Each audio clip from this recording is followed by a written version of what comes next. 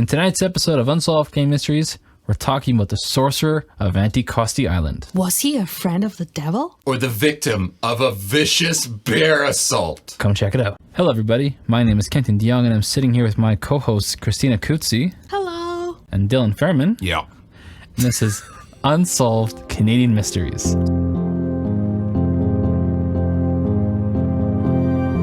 So, Christina, Dylan, how have you guys been? I'm doing good, Kenton. How are you? I'm doing swell. I'm enjoying the warmer weather. Yeah, it's not minus 40. Yes. Yeah, but it's also not summer. Yes. Well, it was for a little bit, Yes. and then it just changed its mind. Yes. It was 10 degrees out there, 5, whatever it was, and then the blizzard came the next week. Yeah, great. I was so disappointed. I thought actually spring came, and I was like, no, snow. Dylan? I'm well. I'm very well. Overwhelmed with work, which is why we haven't done one in a long time. But I have devised ways to keep up, hopefully. Today's episode. The last one we put out, I'll talk about that. The last episode we put out was about the serial killer of the Toronto Gay Village.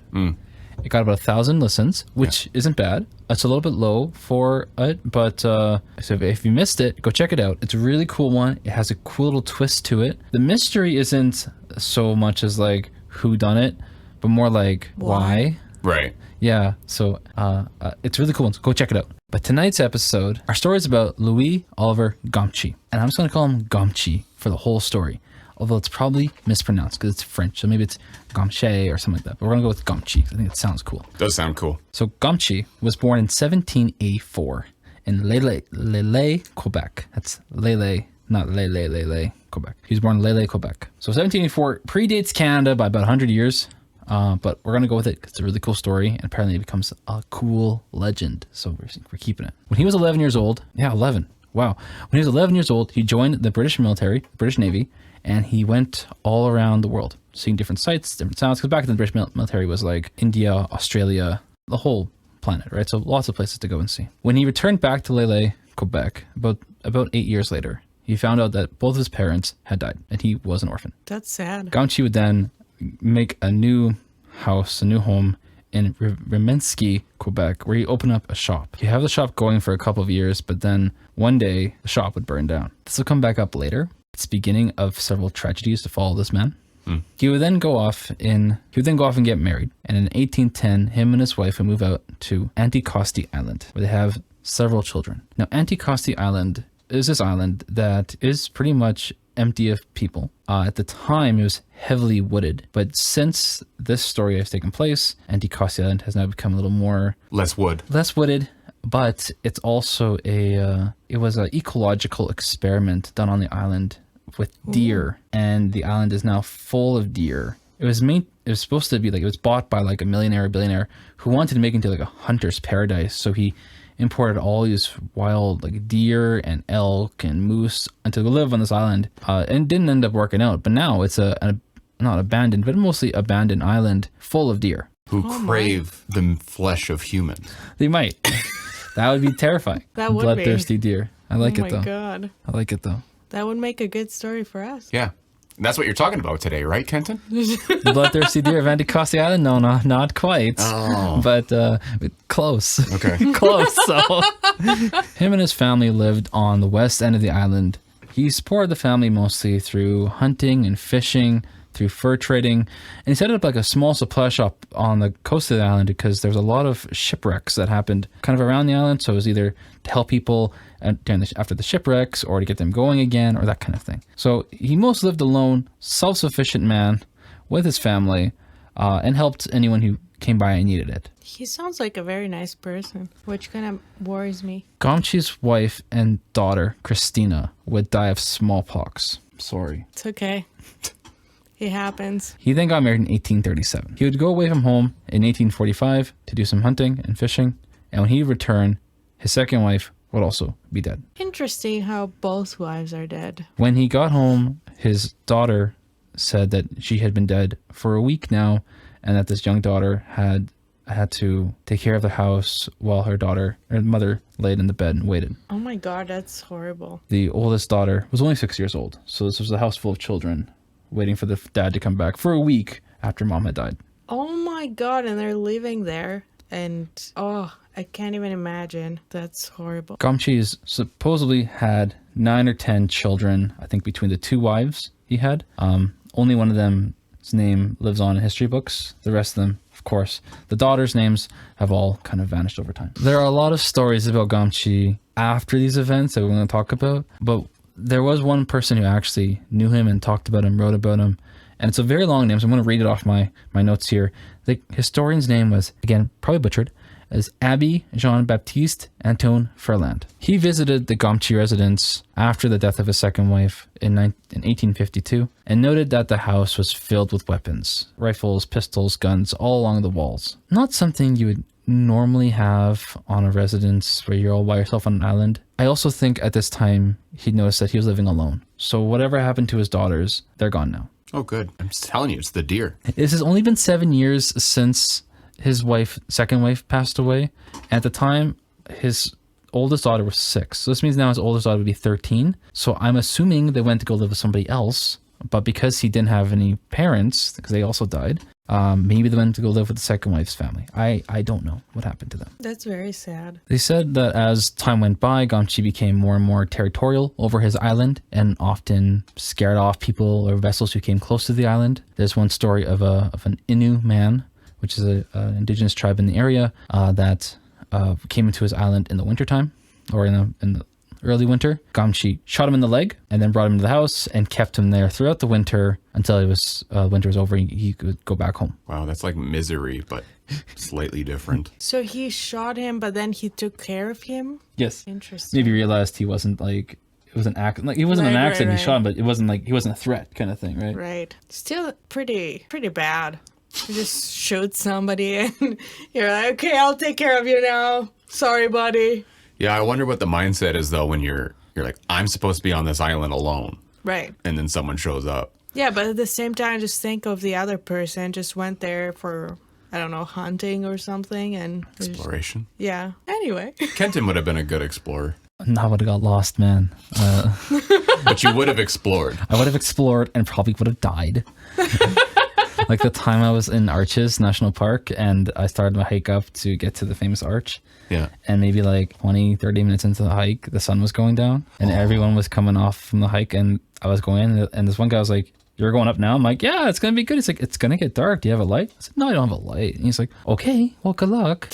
And I never got to my destination because I couldn't see anything. And on the way back, it was like I was walking what I thought was on the path. And then I had my phone light out where I was going, right? Because I couldn't see anything. I'm glad I did because I stopped and like maybe from me to you, Dylan, there was a cliff. Oh my God, straight Kenton. Wow. Yeah, so I recorded the whole thing on my YouTube channel back when I posted more stuff on it, but that part of the episode is just audio because there was no video to take and I was worried about my phone battery dying. So it's just like a really scratchy audio recording of me crunching on the rock, walking through the darkness. Hour 13. I'm still in the forest. So no, I don't think I would have been a very good explorer. I think it would have been badly. Like I've eaten my last granola bar. like I was so unprepared. I got back to the car and I got to this town not that far from Arches and I was like, oh, this is like a miracle this town is here. And I was like, oh, this is like some backwoods town. I'm just going to get some food and go to bed, right? I didn't realize that there was like the town people go to before going on this hike. Like it's like their whole thing is this hike and like the arches and everything. So it's like, it's a big established community. I was like, oh, this small backwards Utah town I just stumbled into, saved my life. But it's like, it's there. It's why it's built. That's funny. Yeah. So no, I wouldn't be a good explorer. Utah's great. It's nice. It's a really nice place. The Mormons are great too. A lot of cool history with them and the dark stuff. But it's American history. American mysteries. We don't talk about that on Unsolved Canadian Mysteries. Except sometimes we do. Anyway, sorry to derail you there. It's okay. No, it's okay. There's another story of an officer and a bailiff going to the island because Gamache apparently had to pay some bill and didn't pay it. So Gamache boarded their vessel to go back with them to the mainland and ended up turning on them and kidnapping them, and also keeping them in his cabin throughout the winter until the spring. And when the spring came, he would then let the 2 men go and pay his dues, and they would leave. What the hell?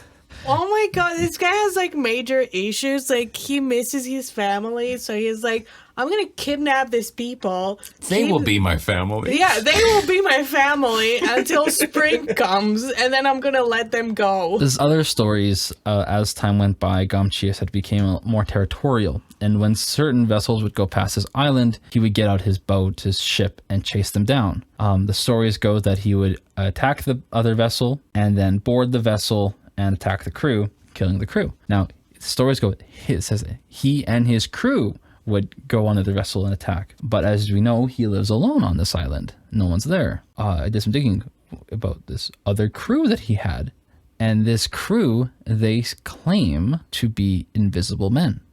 So that makes sense. Like ghosts. And my first thought was Pirates of the Caribbean, the first movie, when they're doing that sword fight and they stab the one guy, the one pirate. In the moonlight. Yeah. Reveals. Oh, it's such an epic scene.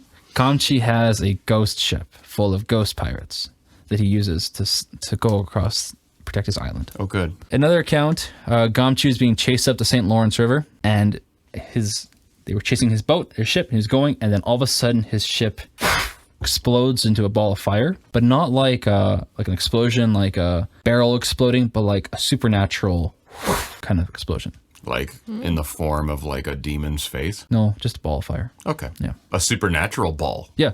They said they found no wreckage of burnt ship, but the flames were coming off of the ocean. Interesting. Fucking Hades. Hades is in Greece. Okay. Maybe for this, he's here. Back me up once. There's another story similar to him being chased in the boat. He was being chased by another vessel, and he put out like a lifeboat. He lit it on fire, and he went one way and the boat went the other way. So the vessel chased the lifeboat, and when they got to it, same deal. They didn't see a boat burning; they just saw the water burning instead. So lots of magic stuff happening. Lots of burning. Yes, he had lots of people talk about this, or like a will-o-wisp, which is like like a fire in the ocean. I think it is, right? It's like a fire spirit. I Yeah. thought. Yeah, kind of like they say, they think it comes off gas, I think, in like bogs and marshes, but it makes sense maybe off the ocean too if it's a gaseous area. I think that's what a will-o-wisp is. I only know it from the Elder Scrolls game, and I would kill them with a sword. So that's my extent of my knowledge. I've never heard of it. Elder Scrolls, it's a very popular No. game. So, Anyways. so I wrote this a while ago because it's been a while since we've recorded an episode, and I actually put a note in my notes about what a will-o-wisp is, and I didn't see it, so I will read it to you. The origin of will-o-wisp, because I thought I should put this down, and I totally forgot I did this. The story comes from a man who tricked the devil when he was alive, but when he died, he went to hell. The devil told him he had no space for him in hell, and instead gave him an ember so he could wander the worlds, the living, the dead, with this instead. And that's what a will-o-wisp is. Right, so a spirit in which you can smash with a sword. You called it. Yep. Wow. See, this is what I mean. I know what I'm talking about. Yeah, you do. Another story of Gamache on his ghost ship, or maybe with other people this time. And the wind died down, and the vessel was stuck in the river, or maybe even the ocean, and had nowhere to go. So the story goes, Gamache then summoned the powers of the devil to bring up the wind and blow the ship towards the shore. So Gamache is going from a very lonely, isolated man to somebody who can like talk to the devil and Summon ghost pirates Yeah. and Well, this is It's very interesting. it's like everyone's interpretation. Like everyone made their own legend about this one character. the next is probably the most famous legend. He's like Chuck Norris. Kind of like Chuck Norris. Yeah. Okay, it's okay. The story goes that Gamache would go to the town of Rimouski, which is the town he had his shop in before it burned down, which may be the origin of the whole fire thing, right? And he stayed at a hotel, and he ordered in some room service. He was in the room by himself, but he ordered in 2 plates of food. Big order of food, but 2 plates for 2 people. And there's so much food that they didn't think it'd be possible for one person to eat that much food. So they brought the food to him, and he spent the night in the room. And the next day, they came to do room cleaning, room service. Yeah, not room service, house cleaning. And they found that all the food was gone and that both plates were dirty. So there was a rumor going around Rimouski that maybe he had dinner with the devil that night. That maybe there's someone else in the room with him. If that's how quickly a rumor can start about that, then I have many rumors about me having a goddamn banquet with demons and the devil. Well, Gamache heard this rumor starting to swirl. So the same night, he did it again and ordered in another massive meal, massive banquet, 2 plates. And again, the next day, both plates were dirty and all the food was gone. So I think this has kind of compounded the rumor, and that's when it really started to spread that this was happening. Yeah, except for me, it's like they come and they're like, yeah, and all the toilet paper was gone. It's true. Oh, I know this is diverging again from the story, but the other day I found the statistic. A person uses 1/3 of a roll of toilet paper a day. Okay? I don't know if that's quite right, but it was something like that, right? So I asked Jessica, I said, hey, how many rolls of toilet paper do you use in a day? And she's like, how many rolls do I use in a day? And she's like, if you're using more than 1 roll, we have to talk about this. And she got very angry. And I'm like, no, it's just because the number's a third. And I think that's a bit much. She thought I had some kind of digestion problem. Yeah. I think a third is a bit much. That's all. Following this meal and probably subsequent bathroom trips of eating all this food, Gamache was given a nickname going forward. With this compounded by the stories of summoning ghosts sailors and turning into a ball of fire and all sorts of things, he was nicknamed the Sorcerer of Anticosti Island. Oh. Maybe it was all fun and games. Because there's stories that Gamache would give presents to those who kind of kept the rumors going, maybe money, gifts, meat, fur, whatever, just to keep the rumors spreading, maybe so people leave his island alone. Because he was quoted as saying one time that the devil isn't as black as he seems. Could this be... Could he be Asian? The devil is maybe saying, like, he's not a bad guy, he's just a mixed character. Or it could be... Maybe it's just a bunch of lies. Abbé Jean-Baptiste Antonio Furlan visited him in 1852. And then in 1854, a trapper named Gondru came upon Gamache's cabin. Did I say when he didn't? No, I did not say when, except 1854. Now, to come across Gamache's cabin and Gamache's not stopping somebody, something's gone wrong. It turns out Gamache's dead. He died alone in his cabin in September. He had been alone for quite some time. The trapper would eventually bury Gamache on the island next to his wife. Now, I don't know this next one. It was from 1976. So this is again 110 years after he passed. There's some record. I don't know where this came from. A source that described Gamache as a dwarf with a bent, stunted body. Was Gamache a dwarf? Was he a wizard? Was he the devil? Was he just a man who wanted to be alone on his island and went to any extremes to make it happen? What do you guys think about the Sorcerer of Anticosti Island? What if he killed his family? Or his family died. Let's not accuse him or anything. But then he can summon them and they are his crew in the ship. That was my same thought. That his crew is his dead family. Because you think he had 9 or 10 kids. That's a solid crew. Right. And all the people that are coming to the island, he's like kidnapping them and then taking care of them. Who is to say that he's killing them and then taking care of them? Yep. That's what I was thinking. Yeah, I thought the same thought. That it was his family was the dead crew. Yeah. Yeah. And that's why a lot of them are kind of written out of history because they didn't make it off the island. Right. Yeah. Dylan? Or it's a bunch of lies. What do you think, Dylan? How far off is the island from mainland? Let me check. Be interested. Anticosti Island. Not far at all. It's on the northern part of St. Lawrence River when it's going to the ocean. Okay. So it's north of New Brunswick. No, it's not that far at all. You could probably see the other coasts from the island. It's not that far away at all. All right, then I think I've solved it. Okay, go ahead. Well, this man, Gamache. Now, everyone seems to be trying to place why he ordered 2 meals. Right? Why is he ordering 2? Why is he ordering so much food? Obviously, he's eating with the devil. No. Gamache is a fat shit who ate a lot. And what happened was, when he got back to his island, he ate so much that he could not outrun a bear and got eaten by a bear. That's what I think, Kenton. He could have sustained some kind of injuries from a bear or a man-eating deer and tried to heal himself in the cabin and died. Yeah, I could see it happening. I Yeah. like it. He'd be prime target for a bear, considering how much food he's eating. His own pride was his undoing. I like it. Yes. It's a nice poetic twist. Yeah. Yeah. Yes.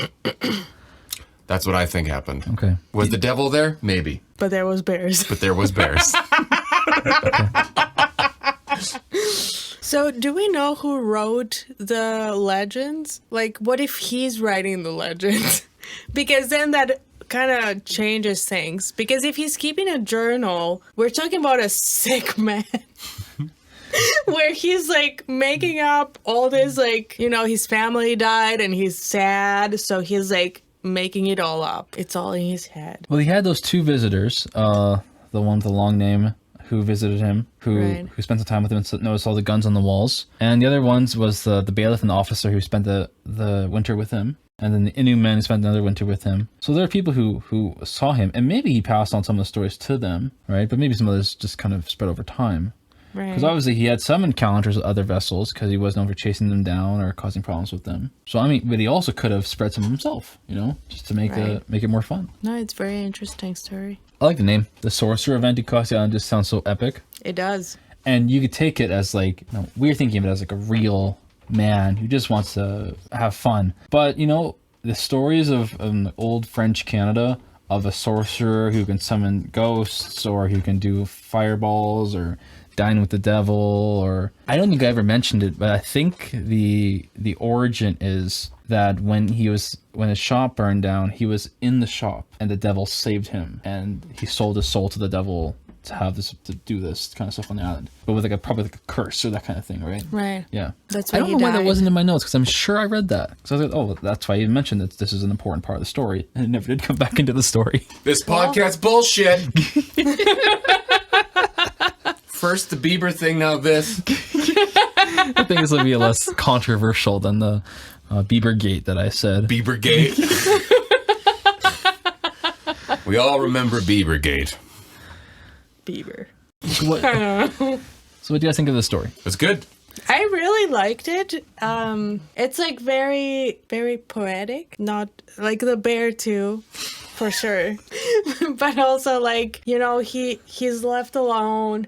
And then he's able to do all these things. Like, still pretty amazing for somebody who's, like, alone in an island. Mm-hmm. And it's very interesting how, like, he's, like, harming this man, but then, like, taking care of them because he's like, okay, like, they're not a threat to me. They didn't try to kill me. They were just trying to explore or whatever. So I'm just going to take care of them. Here, have some soup. Yeah.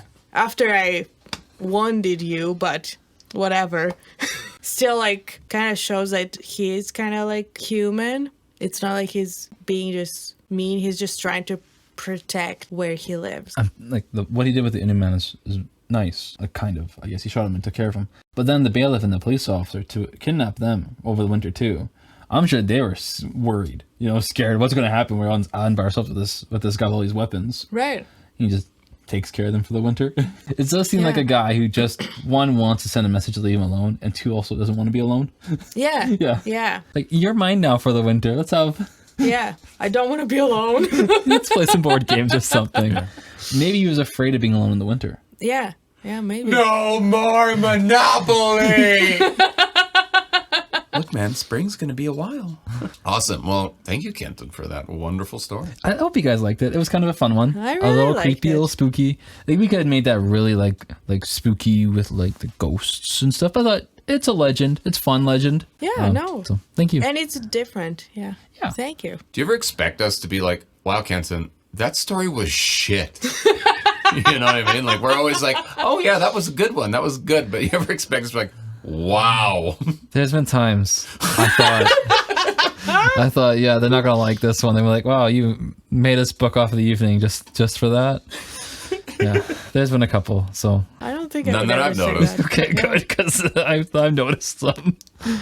There was one, since we have our listeners' attention, we now have this new thing on our website called the Mystery Map, where you can see a map of Canada and where all of our stories have taken place. So you can see, oh, maybe I'm interested in stories in British Columbia. Like, oh, we have 7 in British Columbia. Or I'm interested in stories in Ontario. We have a whole bunch there. Anyway, so I had to go through all of them until they put them on the map. And there was someone who was like, what is this story? I don't even remember. So anyway, if you are like from a certain part of Canada and you're like, oh, I wonder if Unsolved Canadian Mysteries covered a story in my province or territory, the answer is yes. And there's the mystery map. You can go and see the story we've covered. I was like, go check it out. We just put it on the website a month ago or so.